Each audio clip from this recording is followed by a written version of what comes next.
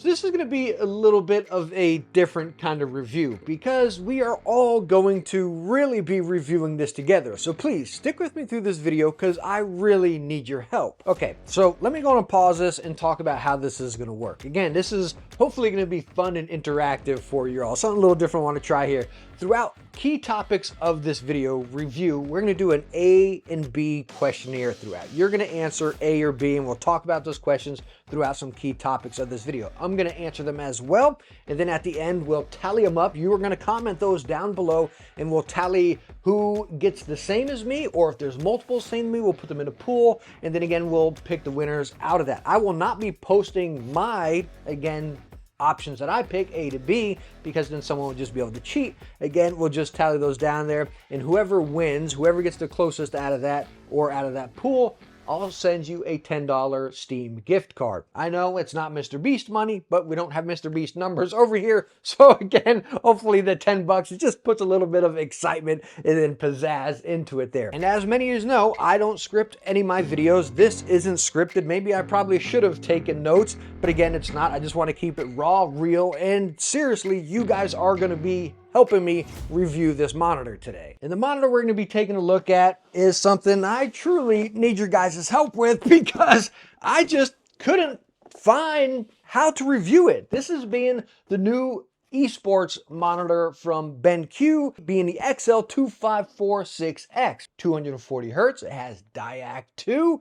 It's only 25 inches, which, as you can see, my favorite monitor back there being the Corsair Xenon Flex, 40 some odd inches. I love big, bold OLED monitors. This is a TN panel, 240 hertz. It has the DyAc 2. We're going to talk about some of those key points. But the first question I have for you here is, this day and age, with OLED monitors really becoming a thing, would you consider a 1080p monitor? So let's get right to it and unbox this monitor together. I haven't even popped it open because, again, I just didn't know where to go with it.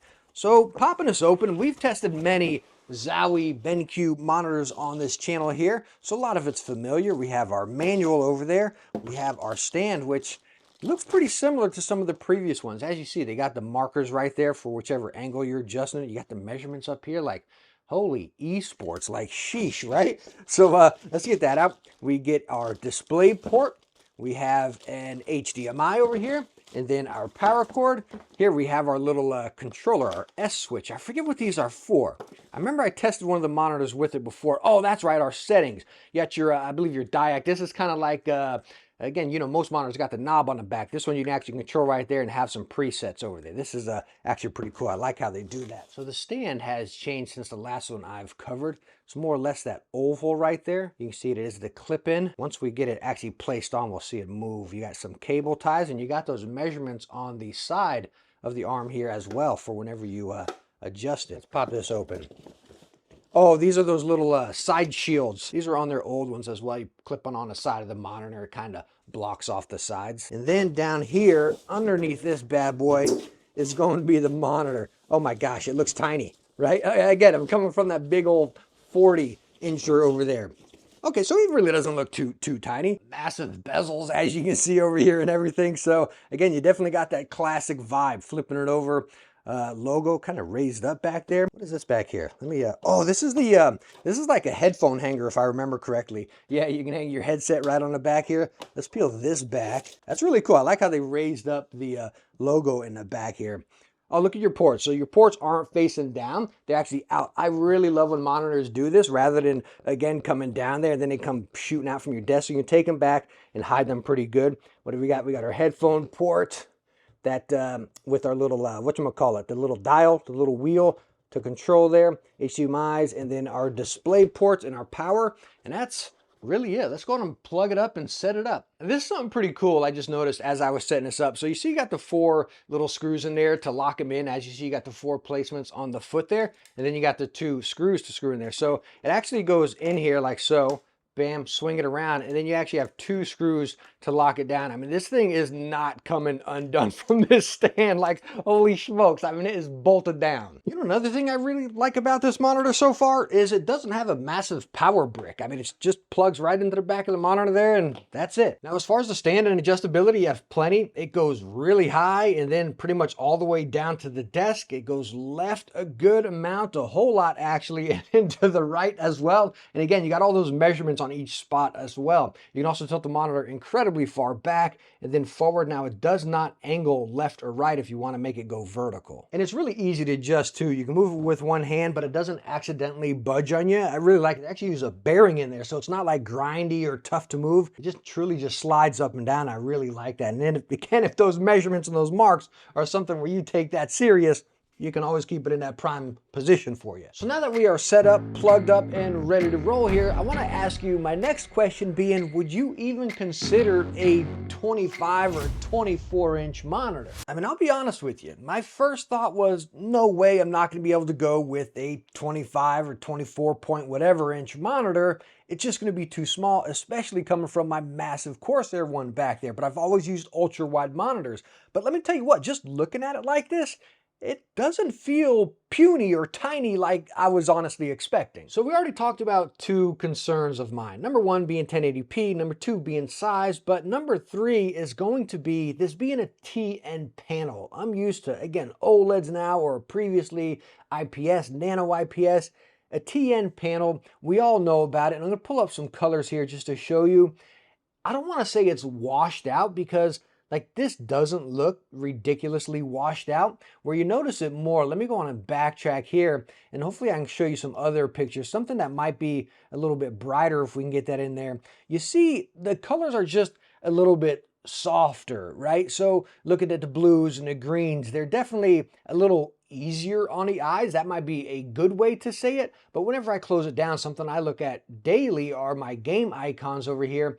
And even like the Steam one, you know, they look washed out. They look softer. They're not as bold and vibrant, of course, coming from an OLED monitor. So that brings us right into our next question. Would you even consider a TN panel in 2024? Now this little deal here, the S switch, is something I've always loved in Benq or ZOWIE Esports grade monitors. It's just so much better than having a fondle behind your monitor there. You can go right in here, just press it down. It's almost like a mouse wheel. And you got your quick options that you can adjust right there. Menu, again, DyAc. You see I got mine on premium, all your brightness and stuff, but you can actually dial in here and get into all your other settings. Again, presets, your colors, black light, blue light, picture. Again, you got your DyAc 2, which we will talk about. You can save it. You can actually save it to the S switch. You got 1, 2, or 3 as far as presets, which is pretty cool for games. It's like, okay, I'm playing Valorant, bam. I'm playing Counter-Strike, bam. You got your settings right there. This is just awesome. I really love this feature.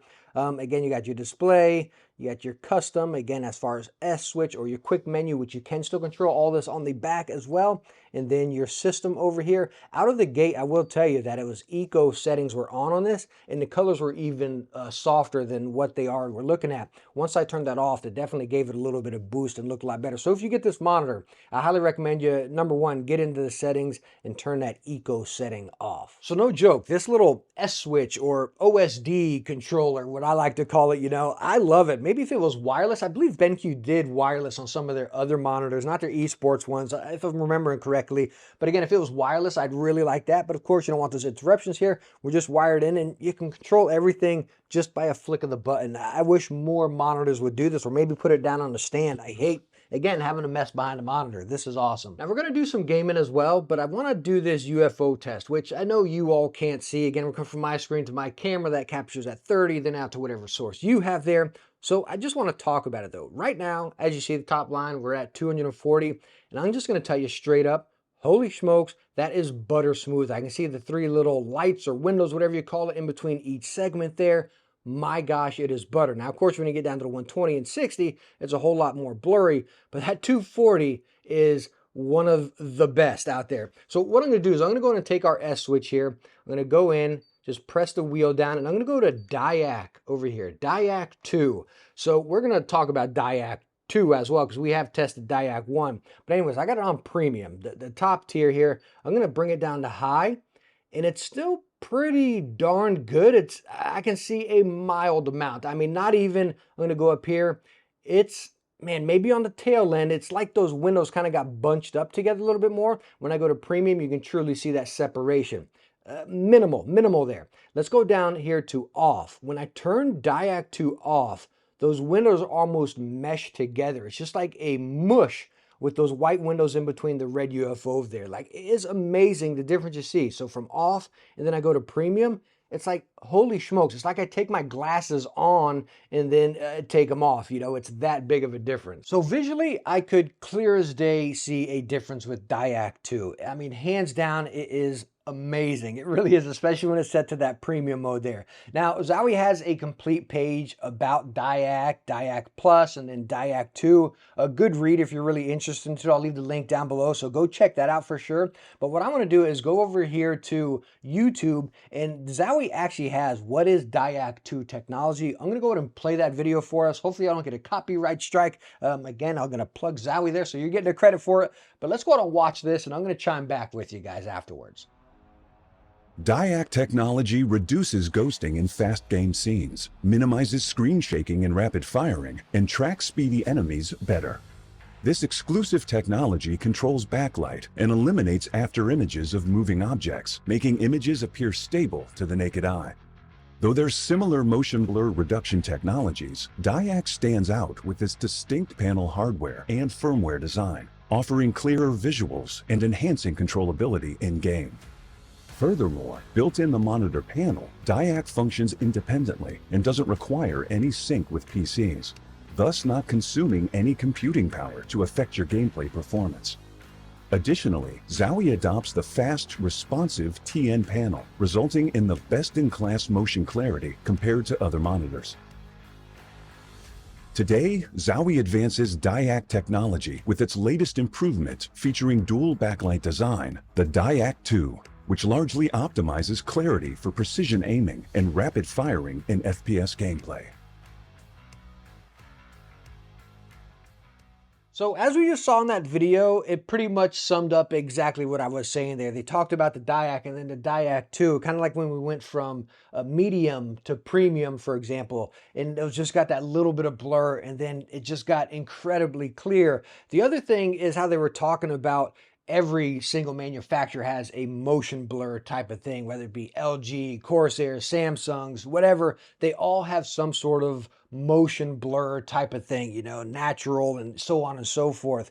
The cool thing about the Benq is, again, how it's done within the monitor, none of the processing power of the PC. So again, it's not going to dip into, again, your GPU and your CPU and bite into those frames. It's happening on the monitor, which is something really cool. And no joke, I mean, it is crispy with that DyAc on. But you know what? We're going to go on and test this together here. We're going to dive into a round of Fortnite with 240 hertz on.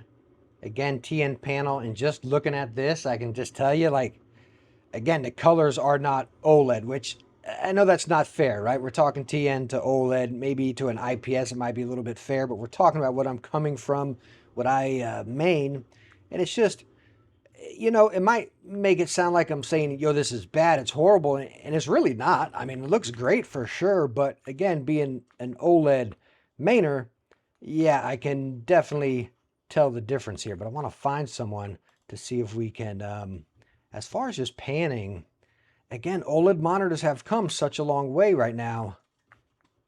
Did no one drop with me? I forgot to look. I'm over here talking. I don't got my volume up loud either. But I think I see someone over here. There we go.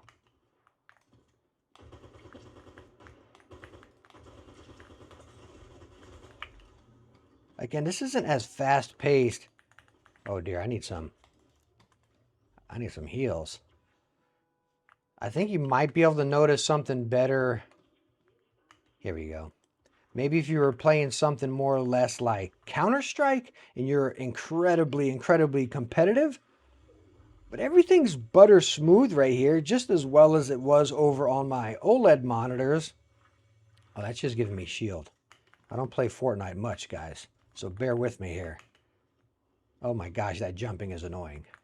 Okay, let me heal up. So as I've been sitting here playing a little bit of Fortnite, I can't really find many people. That's the reason I don't like battle royale games. I feel like you run around more than you actually play the game.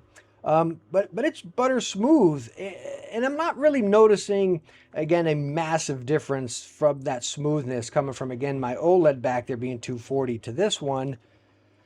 Yeah, it's smaller, it's 1080p, so I'm getting a little bit more frames. There's someone right there. Let's see what we can do here. Let me get this. Where'd he go? Let me get this guy, and I'll be right back with you. Again, Fortnite's not that kind of game where you're bouncing around a whole lot. But I will tell you, it's smooth. But like I was stating, it's nothing dramatically different from the 240 hertz OLED that I was just using, my main Corsair back there. Now, something you're probably noticing on my screen here is that band that's cycling up and down. That's not on the monitor. Again, that is that strobing of that DyAc right there. It's my guess, but you can see that band kind of cycle through here a little bit. And you probably noticed that whenever we were just playing as well. But what I want to show you here is once we go into the menu, I'm going to go DyAc again is on premium. I'm going to cycle it down to off. Let's back out of there, and you're going to see that band is away now. Now, again, you don't notice that band. Like when you're just raw looking at the monitor myself here, you don't notice that banding. That's coming through my camera, so it's kind of showing you a little bit of behind the scenes of what it's doing. As you see right here, that banding is gone. Then I'm going to go in here again, and we're going to set it to premium, and then off, and you're going to see that band is going on. Band, you can see it's flowing right up to the top. Again, you don't see it in the monitor. It's just something you see with the frame rate of the camera to the frame rate of the monitor. Now we are playing Last Epoch here, and this is probably more of the type of game that I play. There's not just many good FPS games out there, in my opinion, currently. Not into the Call of Duty or anything like that. But I like a good story game. I play a lot of Destiny still. I don't want to say a lot, but I play a decent amount. But I like Last Epoch, stuff like that. I like a good story game, in other words. And looking at this kind of brings us back to that 1080p, right? But focusing on 240 hertz, a game like this isn't too crazy. There's not, I mean, there's a lot going on, but it's not like constant, right? And it looks good. It does. But again, it looked great over there on my OLED at 240 hertz as well. But again, with a game like this, I think it might be more focused on colors rather than that, again, top tier performance with DyAc 2 and stuff. I want to go in here and test with, let me get those guys. Let's go in here. I'm going to turn DyAc off, and I want to see if I can tell much of a difference in a game like this. Yeah, see, and it's minimal. I can just tell you right now, just looking at these couple of enemies. But again, I don't think you're going to be looking at an esports type of monitor for a game like this. Maybe a little bit for Destiny, I would say. But again, I think you're going to be more focused on those high-end Valorant, Counter-Strike type of games. So my next question for you after our brief glimpse of some gameplay there is, do you think DyAc or DyAc 2 being in this new one here is a feature that's worth it? Now the next topic I want to talk about is value, and let me go on and turn this DyAc off so that black bar is not going across the screen the entire time. So anyways, I'm going to look at a 240 hertz monitor here on Amazon, and 240 hertz monitors are not rare by any means. But the thing you got to look for now is, like, say for example this, the Acer Nitro 240 hertz 1080p, 160 bucks, regularly 300 bucks. This monitor's been around for a while. It is a VA panel. And let me tell you what, in my experience, I'll go TN before VA all day long. Now, when you get into IPS, you kind of get into that nano IPS from LG and stuff, and that's where it starts getting really vibrant. But my core point here is 240 hertz, 1 millisecond monitors. Again, they're not rare. You can find them for a lot of price ranges out. The thing you got to watch for is, again, them being VA. VA panels are usually going to be pretty cheap. TN panels are usually pretty cheap as well. It's just a lot of TN panels. You're going to see them packed with like a lot of these esports specs. But now this ZOWIE XL2546X with DyAc 2 is coming in at $500. Where I think this really has to sit is, again, what are you looking for in your monitor? Me being a story game player, and I like those crispy visuals. Again, I'm over there maining an OLED, a massive OLED, which many of you FPS players that I think this would move for, and you'd be like, all right, I want that DyAc 2. I want the best of the best. You want that 8,000 polar rate in your mice. You want those magnetic adjustable switches. Well, you're talking about that stuff? Well, this is the stuff that's going to play even a bigger role. That DyAc 2, you're going to notice that a lot more than 8K on a mouse. You really are. Now, a keyboard, you're definitely going to feel that.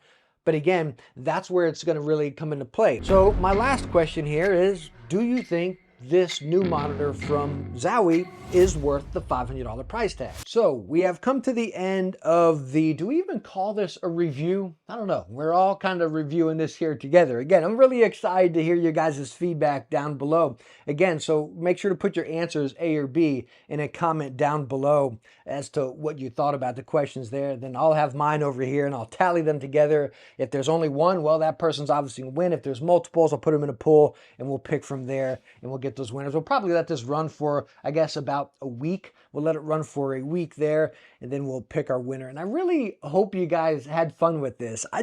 Again, I could have went about a review on this monitor and be like, it's 1080p. Psh, don't do it anymore.